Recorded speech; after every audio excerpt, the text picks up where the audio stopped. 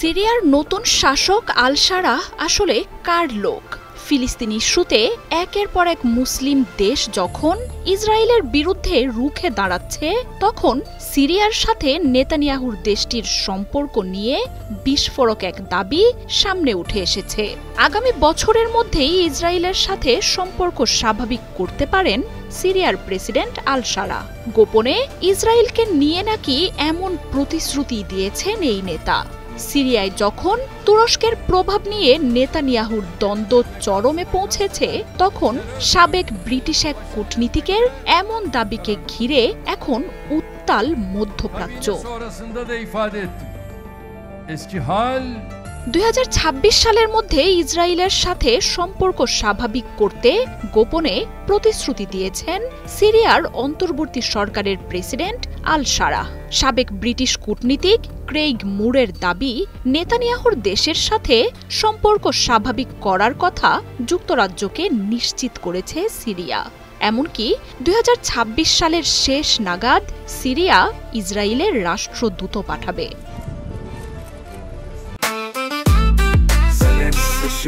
জেনেক্সে shift করো, লাইফকে lift করো।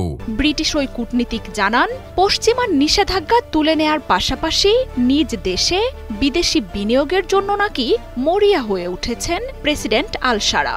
মন্ত্রিসভা সহ দেশের নীতি নির্ধারকদের সিংহভাগ আল শারার সমর্থক হওয়ায় সিদ্ধান্ত বাস্তবায়নে তেমন কোনো বেগও পেতে হবে না বলে জানান ক্রেইগ মুরে। সিরিয়া নিয়ে এমন বিস্ফোরক দাবিতে এখন হইচই পড়ে গেছে গোটা মধ্যপ্রাচ্যে।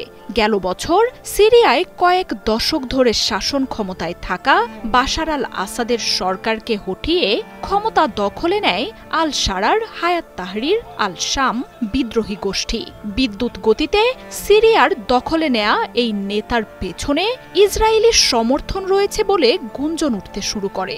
যদিও মার্কিন প্রেসিডেন্ট দাবি করেন ইসরায়েল নয়, বরং আল শারার ক্ষমতা নেয়ার পেছনের কারিগর তুরস্কের president Recep Tayyip Erdogan. Iran ও রাশিয়া সমর্থিত বাশার আল আসাদের সরকার ছিল ইসরায়েলের চরম শত্রু। ইরান থেকে প্রতিরোধ দলগুলোকে সাহায্য পাঠাতে সিরিয়াকেই ব্যবহার করত আয়াতুল্লাহ খামেনির দেশটি। মধ্যপ্রাচ্যের দেশটিতে বড় প্রভাব ছিল ভ্লাদিমির পুতিনের রাশিয়ারও। তবে হায়াত তাহরির আল শামের ক্ষমতা দখলের পর এখন এসব সম্পর্কে এসেছে বহু সমীকরণ।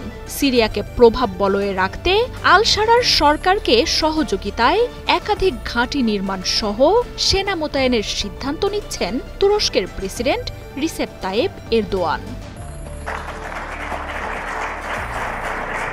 তবে নিজ দেশের সীমান্তে তুরস্কের সেনা উপস্থিতি কোনোভাবেই মেনে না নেয়ার ঘোষণা দিয়েছেন ইসরায়েলের প্রধানমন্ত্রী বেনিয়ামিন নেতানিয়াহু। আসাদের সরকারের পরই সিরিয়ার গোলান মালভূমির দখলে নিয়েছে দেশটি।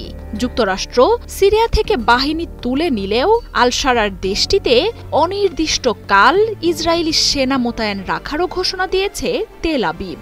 সিরিয়া জুড়ে সামরিক স্থাপনাগুলোতে চালাচ্ছে অব্যাহত হামলা। আর এসব ঘটনায় তুরস্কের সাথে পাল্টাপাল্টি উত্তেজনায় এখন যুদ্ধের শঙ্কা ঘিরে ধরেছে সিরিয়াকে। মার্জিয়া উপমা, ৭১।